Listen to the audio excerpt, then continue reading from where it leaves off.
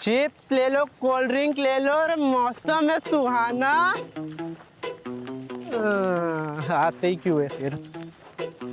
Chips ले लो, भेल ले लो, मौसम है सुहाना, कुछ तो खिलाना। आते ही कहीं के लिए। चिप्स ले लो, कोल्ड ड्रिंक नहीं है, भेल। अरे साहब, आप अकेले क्यों बैठे हो? ये तो कपल जोन है। अरे अपनी किस्मत ही कुछ ऐसी है भाई, कपल जोन में भी अपने को अकेले ही बैठना पड़ता है। साहब एक काम करो ना, ये मेरा या चिप्स और भेल ले लो। अरे साहब खाओगे ना जिंदगी बदल जाएगी आपकी। अरे छोड़ दे यार, डाइट पर हूँ। आपको डाइट की क्या जरूरत है? अरे आप तो ऐसे ही हैंडसम हो। अरे हैंडसम तो मैं हूँ यार, मेरे को पता है, मगर ड्यूटी के चक्कर में लड़की टिकती नहीं। ऐसा क्या काम करते हो साहब वैसे? सीआईडी ऑफिसर हूँ, कभी मर्डर का केस तो कभी रॉबरी का केस। केस में इतना बिजी रहता हूँ ना कि मेरे लव लाइफ की ऐसी तैसी हो रखी है।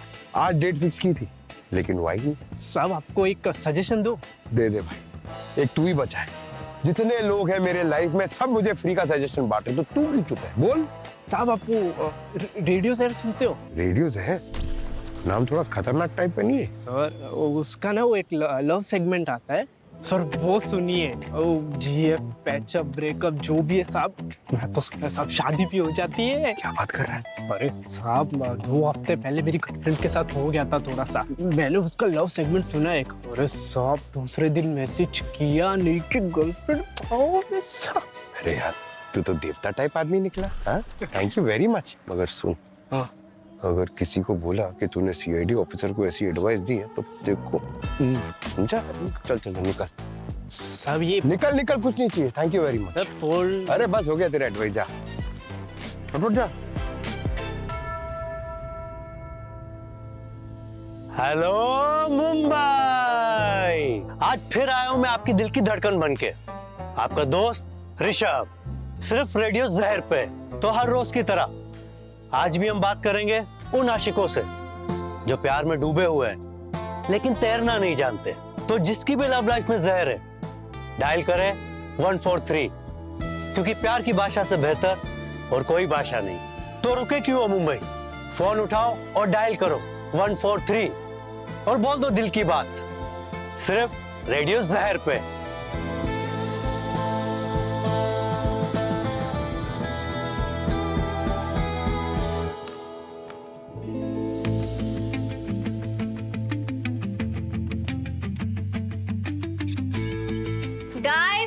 गाइस गुड न्यूज है, आ जाओ सब। क्या गुड न्यूज है मैम? आज ऋषभ ने अवार्ड जीता है, best romantic RJ of the year. उसके शो के बाद हम सब उसे सरप्राइज देंगे, ठीक है? और स्टूडियो के बाहर सब चुपचाप रहेंगे। जैसे ही ऋषभ अपना शो खत्म करके अंदर आएगा, मेरे सिग्नल पे सब लोग अंदर आ जाना और उसे सरप्राइज देना, और फिर हम उसके लिए केक कट करेंगे।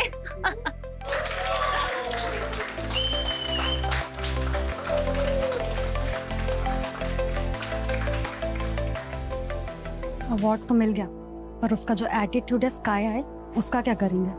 ये सरप्राइज पार्टी में हमें क्यों घसीट रही है ख्याति मैम? ऋषभ का एटीट्यूड कौन झेलेगा? क्या नीचे है स्टूडियो तुम्हारा? अरे रुकिए सर, ऐसे जा नहीं सकते आप। अरे मैं सीआईडी से हूँ, हाथ छोड़ो मेरा। सीआईडी?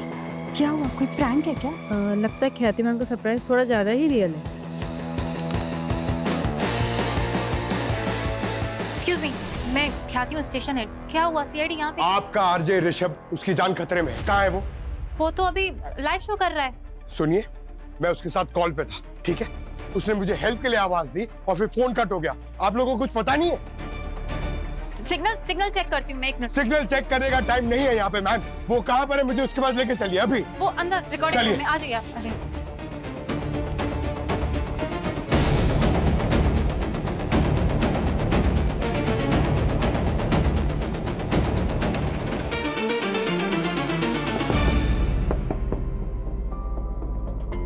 ये दरवाजा लॉक क्यों है? सर ऋषभ भैया हमेशा दरवाजा लॉक करके ही शो करते हैं, उन्हें डिस्टर्बेंस नहीं पसंद। चाबी है? चाबी किसके पास है? शैलेश चाबी दो। जी मैडम। ऋषभ, ऋषभ ऋषभ ऋषभ ऋषभ भैया, ऋषभ ऋषभ He's dead। ऋषभ एक मिनट, कोई हाथ नहीं लगाएगा। सब लोग बाहर जाइए, बाहर जाइए। किसी भी चीज को कोई हाथ नहीं लगाएगा और कोई कहीं भी नहीं जाएगा, ठीक है? ऋषभ, सब बाहर जाइए आप लोग, प्लीज।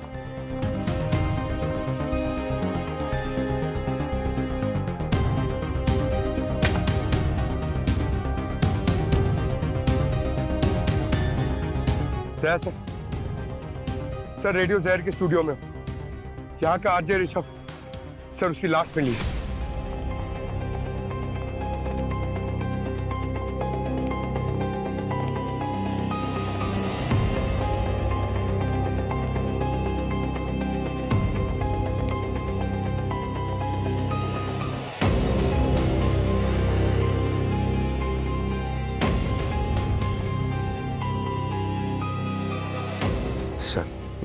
सर जब मैं यहाँ पर आया तो उसकी बॉडी यहीं पर थी और रेडियो शो पे ये बोल रहा था कि मुझे बचाओ वरना वो मुझे मार देंगे।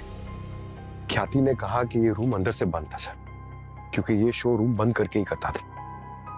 अब फिर ये सब सामान यहाँ पर क्यों बिखरा हुआ है? ये सब हाथापाई हुई हुई यहाँ पे।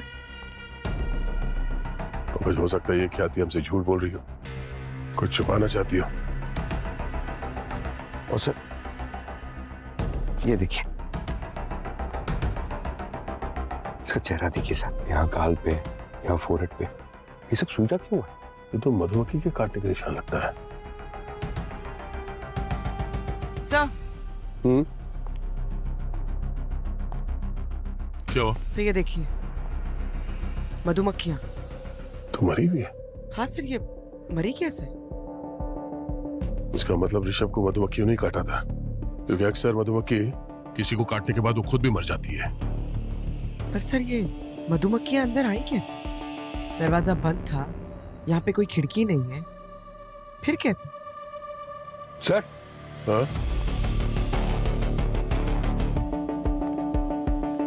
ये देखिए, ये यहाँ पे था सर, बॉक्स 10। ये तो एंटी एलर्जिक है।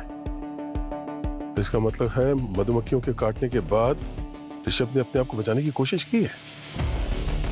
पर सर अगर इसने ये इंजेक्शन लिया है तो फिर इसकी बॉडी सूजी कैसे? शायद इंजेक्शन लेने में देरी हो गई हो। लगता है ऋषभ ने कुछ ऐसा देखा है या सुना है जिसकी वजह से इस पे यह हमला हुआ। खूनी चाहता था कि इसकी चीख पूरा शहर सुने।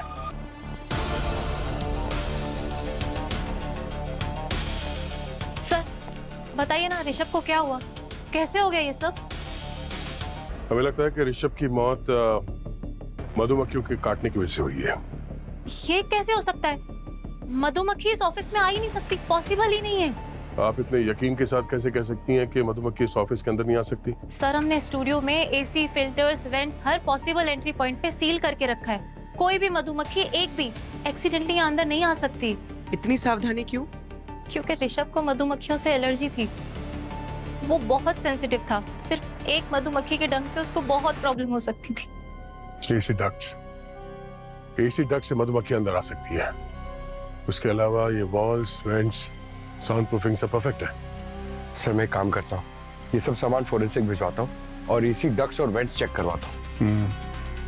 तब तक हम ये कैमरास का फुटेज चेक करते हैं। ये स्लॉट मुझे चाहिए सम्राट, लिसनर मुझे सुनना चाहते हैं, समझा? गलत। ऋषभ भैया खुद कहते थे मैं अगला बिग स्टार बनूंगा, आरजे सम्राट, तो ये स्लॉट तो मुझे मिलना चाहिए। क्या हो रहा है यहाँ पे?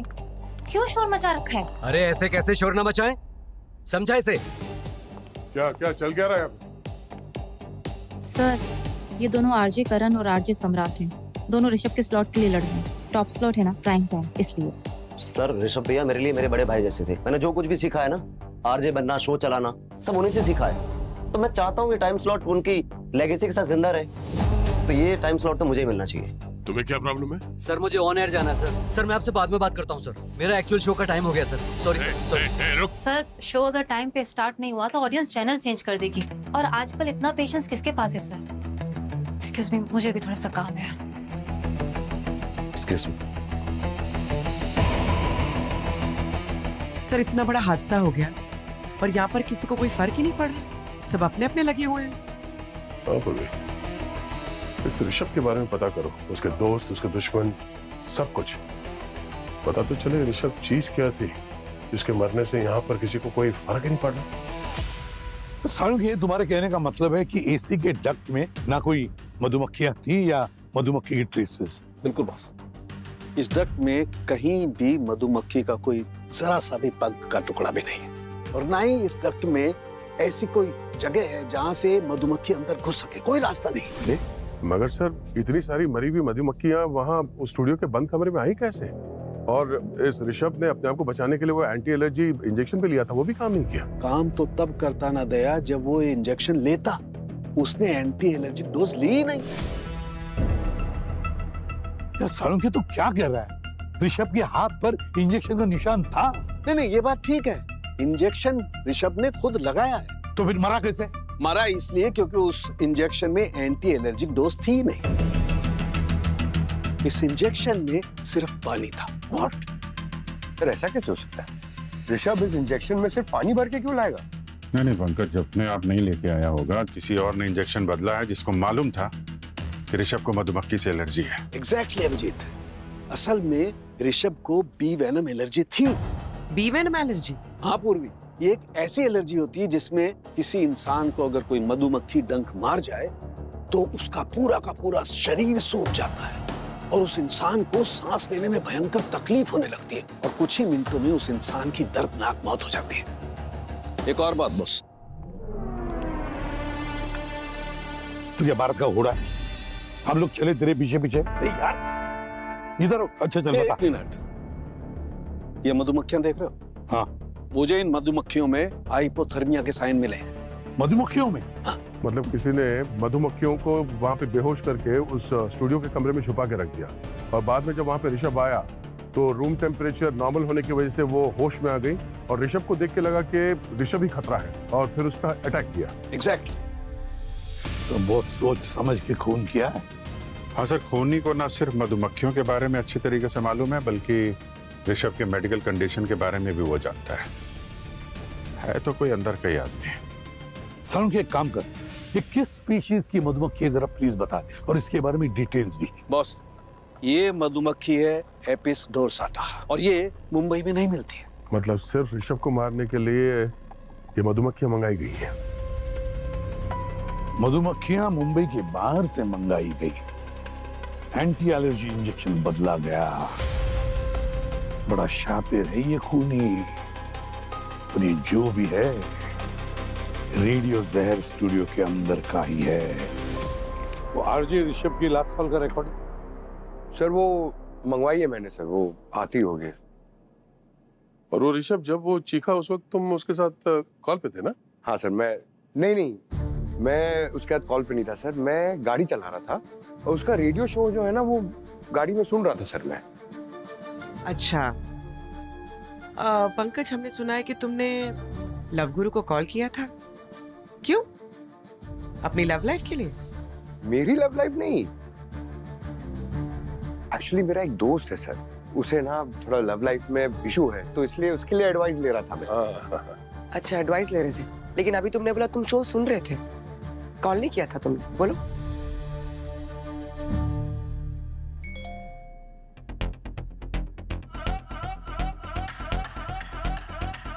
उसी का है ना रेडियो जहर? क्लिक करो। रखो, टेबल पे रखो।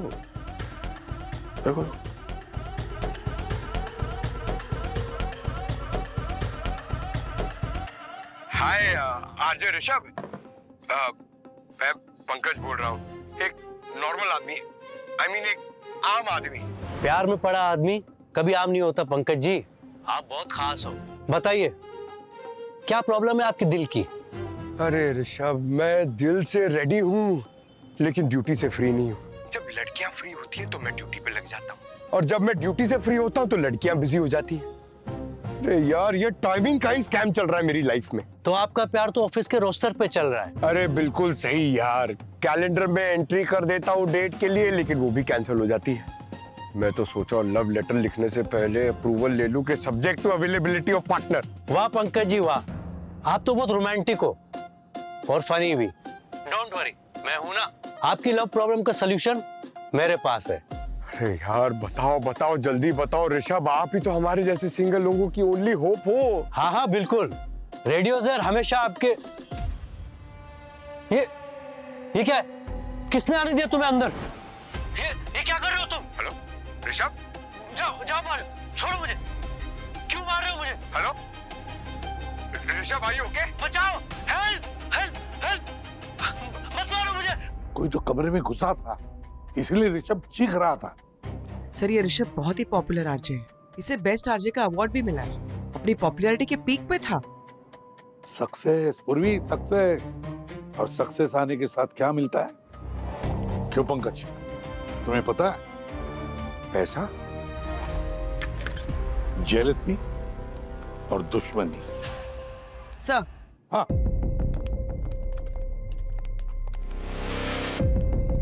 सर ये देखिए, ये पेज मिला है, I hate Rishabh, hate page है सर ये। फैन पेज तो सुना था, ये हेट पेज क्या होता है? सर आजकल कैंसिल कल्चर का जमाना है, इन हेट पेजेस पे लोग यंग सेलिब्रिटीज को गालियां देते हैं, उनके खिलाफ लिखते हैं, उनके काम के खिलाफ लिखते हैं। पूरी ये पेज किसने बनाया बताओ जरा? सर ये किसी ट्रबल मेकर नाम के बंदे ने बनाया है। पूर्वी, जरा आईपी एड्रेस से पता करो कि ये पेज क्रिएट कहाँ से हुआ है। सर आईपी एड्रेस स्टैटिक है, ये पेज रेडियो जहर स्टूडियो में ही क्रिएट हुआ है। मतलब ये ट्रबल मेकर और जहर स्टूडियो वाले अब एक ही इंटरनेट कनेक्शन यूज कर रहे हैं, मतलब वहीं का कोई आदमी है सर ये? हाँ पूर्वी, ये आईएसपी से, इंटरनेट सर्विस प्रोवाइडर से पता लगाओ कि ये डिवाइस किसके नाम पर है। अच्छा हुआ ड्रामा किंग ऋषभ हमेशा के लिए चुप हो गया। कौन है? दरवाजा तोड़ दिया। मकान मालिक को जवाब क्या दूंगा मैं?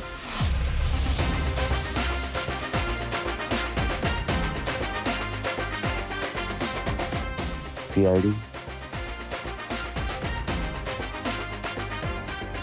बोलना कि दया आया था, समझ जाएगा। सर आप लोग यहाँ क्या हुआ? तुमसे गुफ्तगू करने आए।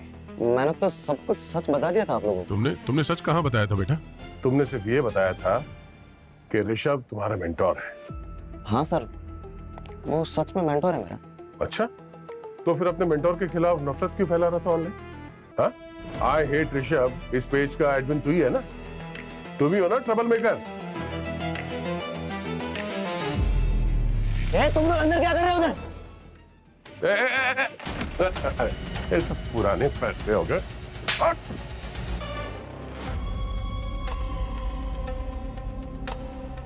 हाँ सर, मैं ही हूँ आई हेट ऋषभ पेज का मॉडरेटर। लेकिन मैंने उसे मारा नहीं है सर, कसम से। क्यों बनाया तुमने वो पेज? गुस्से में मैम। ऋषभ मेरे गुरु थे, लेकिन मुझे बहुत छोटा दिखाते लोगों के सामने। प्यून जैसा काम करवाते थे मुझसे, चाय लेके आ, कॉफी लेके आ, ये कर वो कर, टैलेंटलेस समझते थे मुझे। ऐसा क्यों? वो इसलिए सर कि ऋषभ सक्सेसफुल थे, लेकिन उनको ये डर था कि कहीं ना कहीं मैं उनसे ज्यादा सक्सेसफुल और पॉपुलर ना हो जाऊं। जलता था वो मुझसे। क्यों?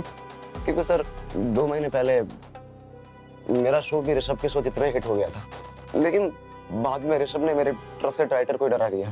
बस सम्राट, अब और नहीं, मैं जा रहा हूँ, मैं अब और यहाँ काम नहीं कर सकता। अरे सुनना यार, तू क्या हो गया तुझे अचानक से? ऐसी बातें क्यों कर रहा है? हमारा शो मुंबई मसाला जबरदस्त परफॉर्म कर रहा है, और ऐसे टाइम पे तो शो छोड़ के जाने की बात कर रहा है। लिसनर बढ़ते जा रहे हैं हमारे दिन ब दिन। लिसनर्स बढ़ रहे हैं या मौत के केसेस? तूने मुझे पहले क्यों नहीं बताया कि मेरे से पहले तेरे 5 राइटर्स मर चुके हैं?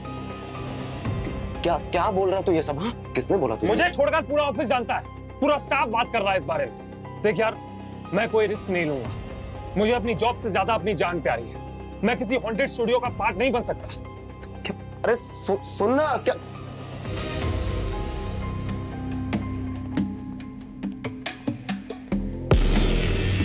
क्या हुआ सम्राट? राइटर भाग गया? क्या बोला था मैंने तुझे? बड़ा आरजे बनना सबके बस की बात नहीं।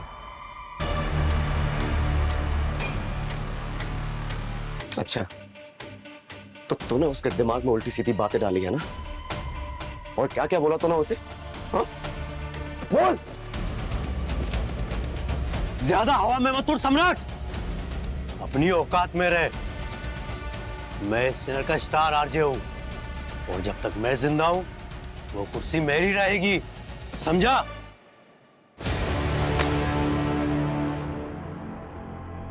सर ऋषभ बहुत चालू आदमी था, जलता था सबसे, मैनिपुलेट करता था। नहीं तो आप सोचिए कोई मकान मालिक बिना वजह अपने किराएदार को घर से बाहर क्यों निकालते? क्या मतलब? मतलब ये मैम, वो 10 दिन से घर से बाहर रह रहा था। तो कारण क्या था कि मकान मालिक ने उसे घर से बाहर निकाल दिया था? ये तो नहीं पता सर, शायद हो सकता है उन दोनों के बीच में झगड़ा हुआ होगा।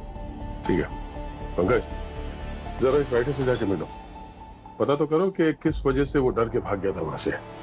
तब तक मैं और पूर्वी मकान मालिक से मिलते हैं।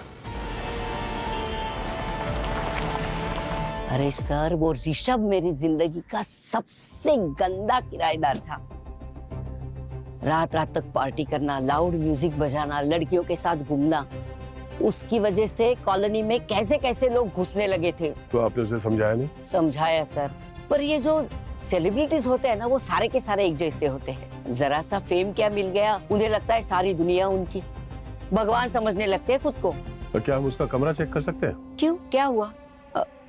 कुछ प्रॉब्लम किया है क्या उसने? ऋषभ का खून हो गया सावित्री जी। हे भगवान, कब, कैसे? कल रात। हम चेक कर सकते हैं उसका कमरा? पर कमरा तो मैंने कब का साफ कर दिया। क्यों? कितनी गंदगी मचा के रखी थी उसमें, साफ करने में 3 दिन लगे मुझे। तो कुछ मिला उस गंदगी में? कचरे के सिवा कुछ भी नहीं था। हाँ, पर्सनल सामान तो वो साथ में लेकर गया। सुना है पास वाले किसी होटल में शिफ्ट हो गया था।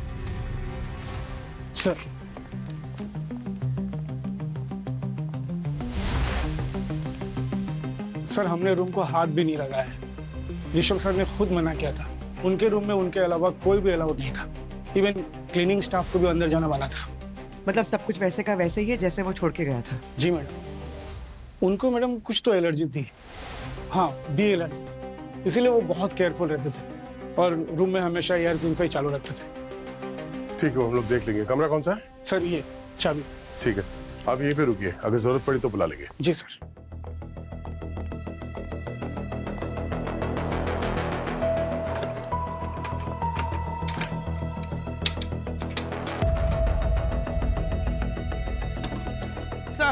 हाँ? सर ये देखिए, ये तो पूरा का पूरा फैशन शो है। सब महंगे महंगे ब्रांड्स, टैग भी लगा हुआ है। अरे बाप रे, 2,80,000 रुपए का जैकेट, इतना महंगा जैकेट? ऋषभ की सैलरी इतनी तो नहीं थी, तो ये महंगे कपड़े खरीदने के लिए पैसे कहाँ से आते हैं? सर हमने इसका बैंक रिकॉर्ड भी तो चेक किया था, ऐसे कोई अमाउंट का कोई ट्रांजैक्शन था ही नहीं। और अगर क्रेडिट कार्ड भी यूज किया होता तो स्टेटमेंट में तो दिखाई देता। सर हो सकता है ये फेमस आरजे बनने के बाद उसे कोई स्पॉन्सर मिल गया। स्पॉन्सर? नहीं पूर्वी, कोई स्पॉन्सर नहीं है। लगता कोई तो है जो ऋषभ को ये कपड़े गिफ्ट कर रहा है। एक काम करो, ये जो ब्रांड्स हैं इनके साथ कनेक्ट करो, पता करो कौन है जो इस तरह के डिजाइनर जैकेट्स खरीदता था हमसे।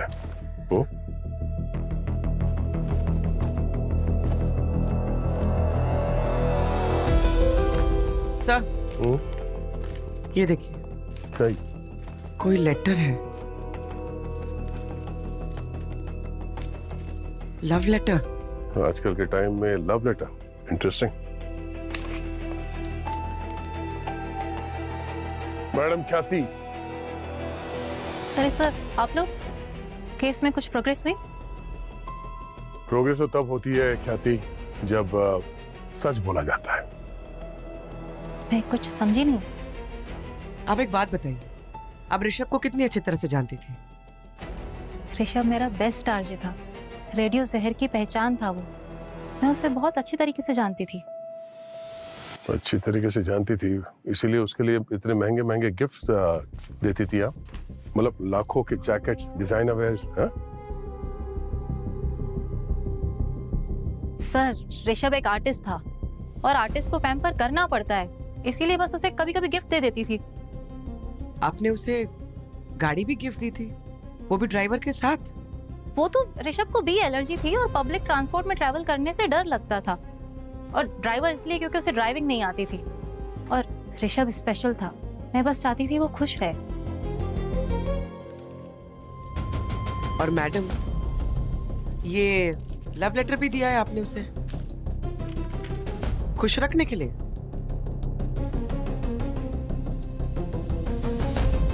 देखिए मैडम, सीआईडी झूठ पे ज्यादा टाइम नहीं वेस्ट करती।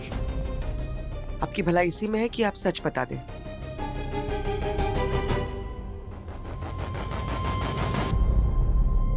सर, मैं ऋषभ से प्यार करती थी, पर उसने कभी मुझ में इंटरेस्ट ही नहीं दिखाया। क्यों? अच्छा, ऋषभ का कोई करीबी, कोई हमराज जिससे वो अपने दिल की बात शेयर करता हो? उसका ड्राइवर सुखी, ऋषभ उसे बहुत मानता था, शायद उसे कुछ पता हो। सुखी ड्राइवर जिसे आपने रखा था? क्या बात है।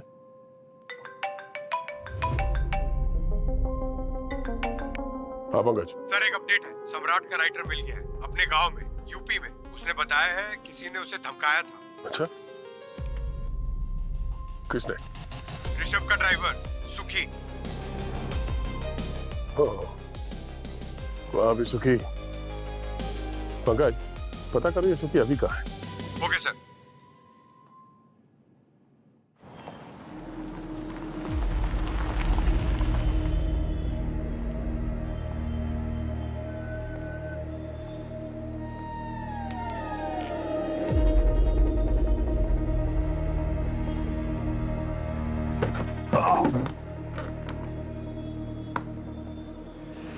दो चाय देना कड़क, और एक बिस्किट का पैकेट भी दे दो। तुम्हें देख के लगता नहीं है कि तुम्हें दुख है अपने मालिक ऋषभ के जाने का? ओए, क्या नाटक है रे? कौन है रे तुम लोग? बैठ जा, बैठ जा। कौन लोग हो रे तुम लोग? हम लोग सीआईडी से हैं। Sir, CID? भगवान का शुक्र है आप लोग आ गए सर। ऋषभ बाबा के सर खूनी को सर पकड़ लीजिए सर, प्लीज। वो बहुत ही अच्छे इंसान थे सर। अच्छे इंसान तो थे, पर बहुत गलत काम करवाते थे ना तेरे से। मैं कुछ समझा नहीं सर।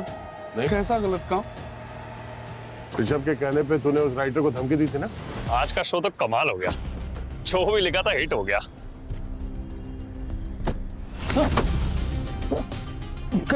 कौन हो तुम?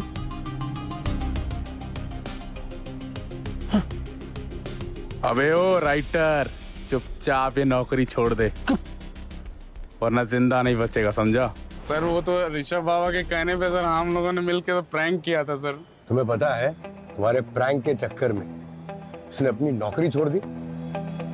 सर, मुझे बिल्कुल भी सर नहीं पता था सर, बात इतनी सीरियस हो जाएगी सर। और मैंने इस चीज के लिए सर उनको फोन भी किया था सर, लेकिन सर उन्होंने मेरा फोन ही काट दिया।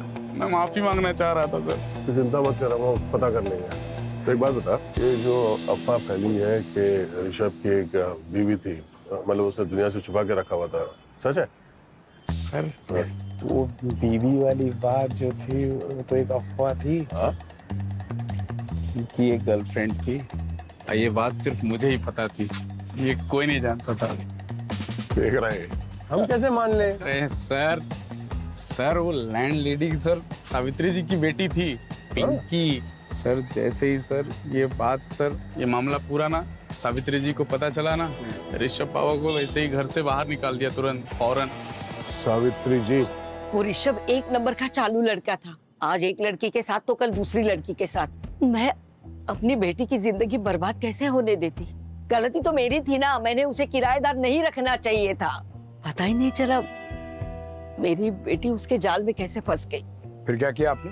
फिर मैंने ऋषभ को घर से निकाल दिया और मेरी बेटी को रत्नागिरी भेज दिया उसके चाचा के पास। कब भेजा आपने उसे रत्नागिरी?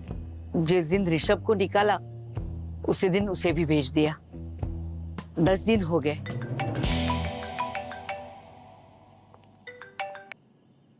हाँ डॉक्टर साहब, ठीक है, अभी आते हैं। मुबारकबाद दो मुझे, मुबारकबाद दो। गर्लफ्रेंड भाग गई? अरे यार, नहीं कुछ नहीं। बात ये है कि मैं मुबारकबाद इसलिए मांग रहा हूँ कि मुझे पता लग गया है कि स्टूडियो में मधुमक्खी कौन लाया था। मतलब खूनी मिल गया? क्या बात है सर, नाम तो बताइए। उसका नाम है ऋषभ। क्या कहा तूने? ऋषभ? ये तो पूरा उल्टा हो गया। मालूम था मुझे, बिना गुगली डाले ये केस सॉल्व होने ही नहीं देंगे भाई साहब। डॉक्टर साहब, आप किस बेसिस पे कह रहे हैं कि मक्खियों को ऋषभ अपने साथ लेके आया था स्टूडियो में? दया, पहले मैं भी इस सवाल में उलझा हुआ था, लेकिन बाद में मुझे जवाब मिला। पता है कहां से? भाई साहब, मुझे जवाब मिला इस बैग से। हाँ? गौर से देखो इस बैग को। ये देखो, ये इस बैग में ये छेद है ना, और मधुमक्खियों को चाहिए जिंदा रहने के लिए हवा। इस बैग को देख करके लगता है कि ये डिजाइन किया गया, हाँ, डिजाइन किया गया है मधुमक्खियों को जिंदा रखने के लिए। इन छेद से मधुमक्खियों को अंदर हवा मिलती रहे, मधुमक्खियां जिंदा रहें। सर, अब ये ऋषभ जो है वो जानबूझ के तो मधुमक्खियों को अपने साथ लेके नहीं जाएगा अंदर स्टूडियो में।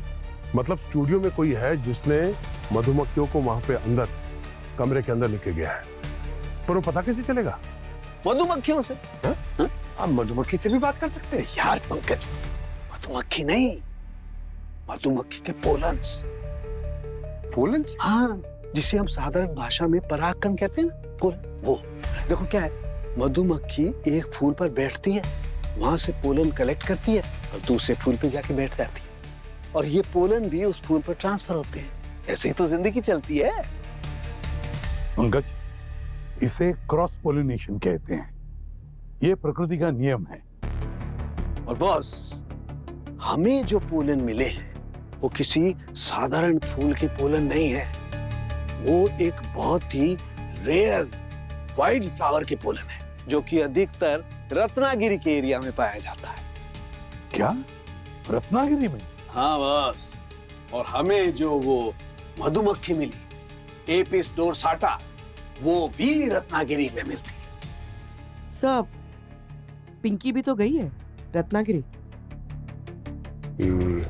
यस, वहां उसी से मिलने गया होगा ऋषभ। तो फिर अब तैयारी करो रत्नागिरी जाने की। जब से ऋषभ की मौत की खबर सुनी है, तब से इसके आंसू रुक ही नहीं रहे हैं। रो रो के इसका बुरा हाल हो गया है। सुध बुध तो जैसे खो सी गई है इसकी। बहुत प्यार करता था मुझसे, वो बहुत डिसिप्लिन था, सब चीज़ों का ख्याल रखता था, अपने वर्कआउट का, डाइट का भी। एलर्जी की वजह से हमेशा एंटी एलर्जिक इंजेक्शन कैरी करता था। पता नहीं कैसे उस दिन भूल गया। मुंबई में तुम दोनों कैसे वक्त गुजारते थे? तुम दोनों का रिलेशन क्या था? मुंबई में हम दोनों ने बहुत से सपने देखे थे। हमने सोचा था हम भागकर सिक्किम चले जाएंगे और वहाँ शादी कर लेंगे। खुशहाल भरी जिंदगी रहेगी हमारी, शोरों से दूर। उसके बाद वो कांटेक्ट करने की कोशिश नहीं की? संपर्क किया उसने तुमसे?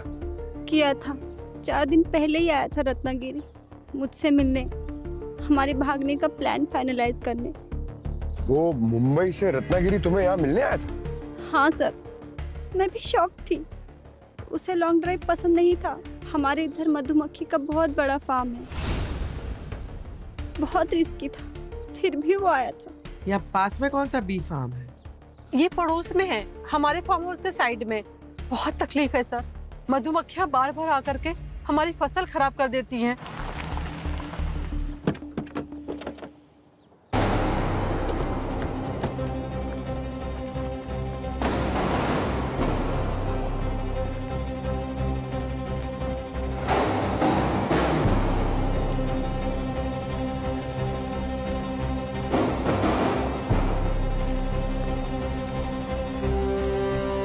एक्सक्यूज मी, अरे कोई है क्या?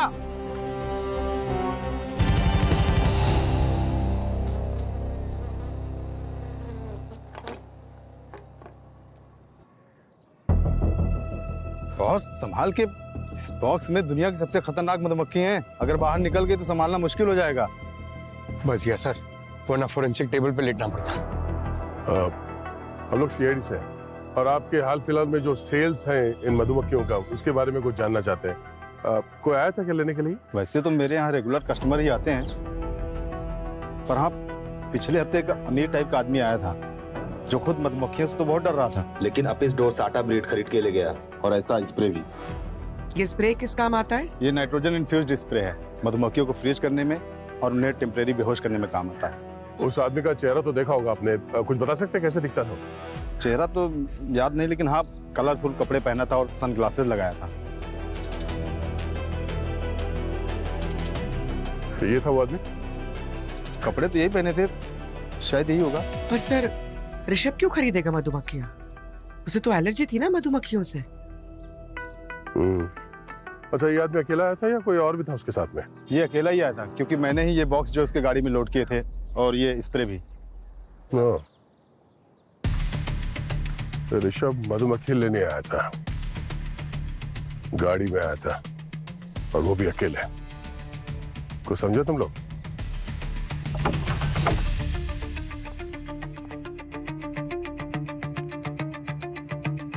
सर, ये तो शादी के घर जैसा सजाया हुआ है।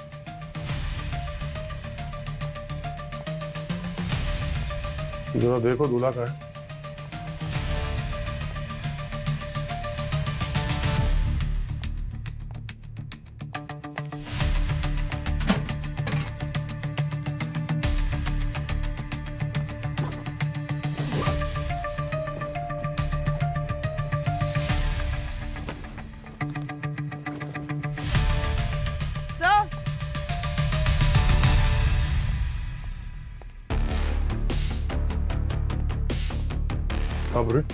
सर ये देखिए, ये तो बिल्कुल वैसे ही कपड़े जैसे हमें ऋषभ के होटल रूम में मिले थे, ब्रांडेड। सर ये बी फार्म वाला भी तो यही बात कर रहा था कि ऐसा ही जैकेट था। अरे अरे अरे, ये देखिए सर, कमाल है, सुहागरात के लिए सेज सजा के रखा है।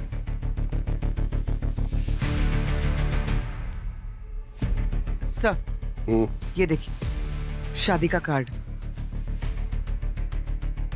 तारीख तो आज की है, पर अभी तक तो ये रिसेप्शन खत्म हो गया होगा।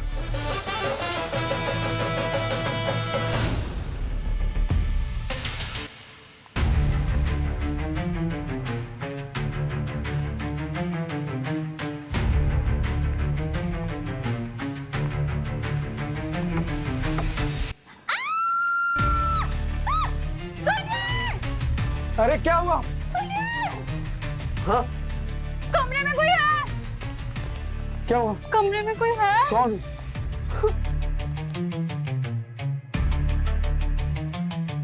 कौन हो भाई तुम? कमरे में क्या कर रहे हो? ओ हेलो भाई, सीआईडी?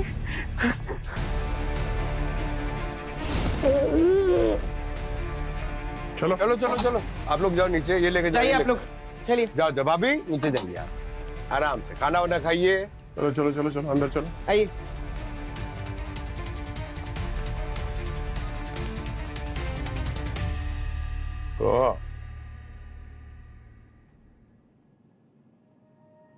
वहाँ फार्म हाउस के मालिक, उसने बताया था कि ऋषभ आया था मधुमक्खी लेने के लिए।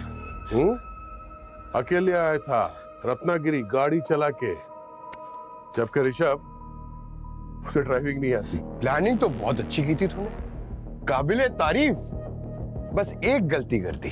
जब ऋषभ अपनी गर्लफ्रेंड के साथ रत्नागिरी में था, तब तुम उसकी गाड़ी ले जाकर उसी के मौत का सामान खरीद रहे थे। जिस थाली में खाया उसी में छेद किया। क्यों किया तुमने अपने मालिक के साथ ऐसा? अपनी शादी के लिए पैसों की जरूरत थी सर, इसी सिलसिले में सर ऋषभ बाबा के पास में सर पैसों के लोन के लिए गया, सोचा पैसे मिल जाएंगे, लेकिन ऋषभ बाबा ने सीधा मना कर दिया। उन्होंने कहा कि पैसे नहीं है, ऊपर से सर ज्ञान भी दिया, बोला कि सर पैसे तू अपने लिमिट में खर्च किया कर। सर ज्ञान रेडियो पे अच्छा लगता है सर, असल जिंदगी में नहीं सर। बस इतनी सी बात के लिए तूने खून कर दिया उनका।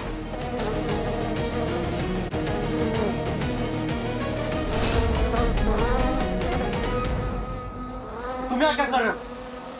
ये बचाओ, हेल्प हेल्प हेल्प, मत मारो मुझे।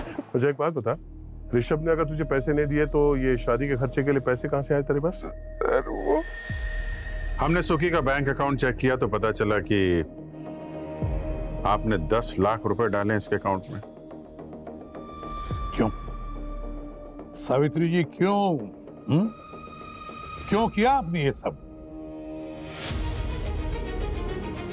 जब मुझे पता चला कि घर से निकालने के बावजूद भी ऋषभ मेरी बेटी को रत्नागिरी में जाके मिलता है, मेरे पास कोई चारा नहीं था उसे मारने के सिवा। आप जानती थी कि सुखी ऋषभ के सबसे करीबी था और इसीलिए आपने उसकी मदद ली। आप ये भी जानती थी कि सुखी को शादी करने के लिए पैसों की जरूरत थी और ऋषभ ने उसे पैसे देने से मना कर दिया था। और पैसा सबसे बड़ा मोटिव होता है सावित्री जी, किसी का फोन करने के लिए, और आपने सुखी का इसी बात का फायदा उठाया। आप ही बताइए सर, जब मुझे पता चला कि मेरी बेटी ऐसे लड़के से प्यार कर रही है जिसने कई लड़कियों की जिंदगी बर्बाद की है, क्या मैं मेरी बेटी को उसके साथ जाने देती? आपने ऋषभ को क्यों मारा? वो मुझसे प्यार करता था। 4 महीने भी नहीं हुए तुम्हें दोनों को मिलकर, क्योंकि 4 महीने में किसी का सच, किसी का इरादा कुछ भी समझ में नहीं आता है। मैं और तुम्हारे पिताजी 30 साल एक साथ रहे, लेकिन एक दिन तुम्हारे पिताजी हमें छोड़कर चले गए। तभी मुझे पता चला कि प्यार कभी भी धोखा दे सकता है। मैं तुम्हें उससे बचाना चाहती थी बेटा। सावित्री जी, कोई भी इंसान बुरा नहीं होता, बुरी होती है उसकी सोच, गलत होती है उसकी सोच।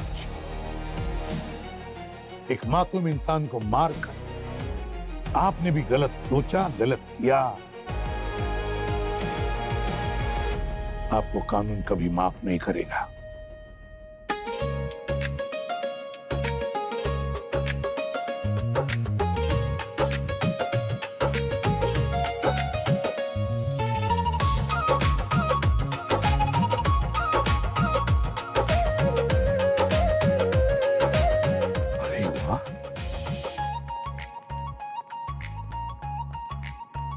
वाह, क्या बात है पूरी, इतनी सुंदर रंगोली बनाई है तुमने, और बॉटम डेकोरेशन भी कितना सुंदर है। हाँ सर, वाकई में बहुत खूबसूरत है।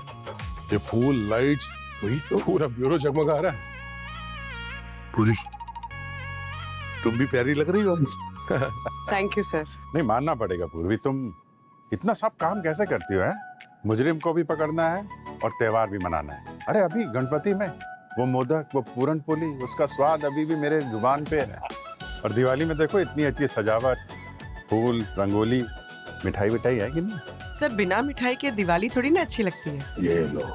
अरे मिठाई भी है सर। हाँ, तो मिठाई से याद है, मिठाई खाने वाला कहाँ है? पंकज कहाँ है वो? कहाँ है? हाँ, मिठाई तो इधर है। आता ही होगा सर। वाह, क्या बात है सर।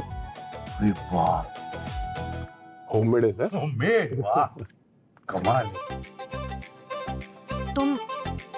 तुम्हें मना किया था ना इन कपड़ों में मत आओ। कहाँ है दिवाली वाले कपड़े? अरे पूर्वी, किसी को बोलना मत, मेरी एक्चुअली डेट है, मैं जा रहा हूँ दिवाली उसी के साथ मनाऊंगा। अरे आप सब लोग वेट कर रहे हैं ना। अरे यार, तू मुझे प्रेशर में डाल रही है। ठीक है, काम करता हूँ, मैं फटाफट डेट डाल के आता हूँ। ठीक है, आ जाऊंगा ब्यूरो वापस। ठीक है, विश मी लक। प्रॉमिस आना, जल्दी आओ। अरे पूर्वी, ये पंकज कहाँ जा रहा है? सर वो कुछ काम से गया है सर। वो जैसे ही काम खत्म होगा आ जाएगा सर। कमाल है, चलो हम सेलिब्रेट करते हैं। अच्छा, ये बाकी के लोग कहाँ हैं? डॉक्टर सालुंके, सचिन, श्रेया, अवनी, भूमि, कृतिका, ये सब? सर सबको कॉल किया है, सब आते ही होंगे sir. Happy Diwali sir, happy Diwali. अरे पंकज, तुम इतनी जल्द वापस आ गए? वापस आ गए मतलब आखिर गए? हाँ सर, वो डेट। अरे सर, डेट वेट तो होते रहेंगे सर, मगर दिवाली सर साल में एक बार आती है, खुशियों का त्योहार है सर, और वो मेरी टीम के साथ मनाना चाहता हूँ सर। एक्चुअली सीआईडी मेरी टीम नहीं है सर, सीआईडी मेरी फैमिली। ये बात है मेरा भाई। क्या बात बनी नहीं। Next time better luck. मिठाइयाँ। काजू कतली। ये देखो, क्या है? ये देखो, ये भाई